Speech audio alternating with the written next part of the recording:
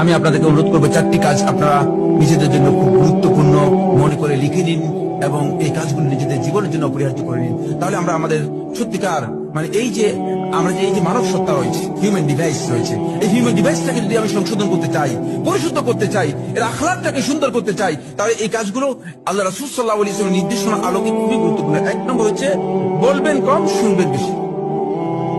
সম্ভব কিনা? এটা আমাদের অনেকের জন্য কঠিন। বলবেন কম, শুনবেন বেশি।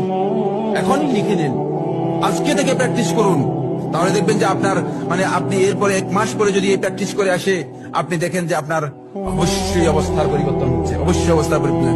বলবেন কম, শুনবে বেশি। 2 নম্বর হচ্ছে কাজ করবেন বেশি, দেখবেন কম।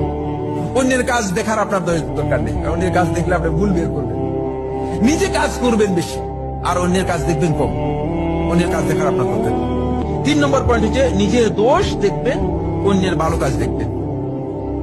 নিজের দোষগুলো দেখবেন, অন্যের ভালো কাজগুলো দেখবেন। দেখবেন আপনার ডিভাইসটা কি হয়ে যাচ্ছে, পরিচ্ছন্ন হয়ে যাচ্ছে। 4 নম্বর শেষ পয়েন্ট, শেষ কথা বন্ধুগণ, সেটা হচ্ছে নিজেকে বড় মনে করবেন না, বরং অন্যকে সম্মান করবেন।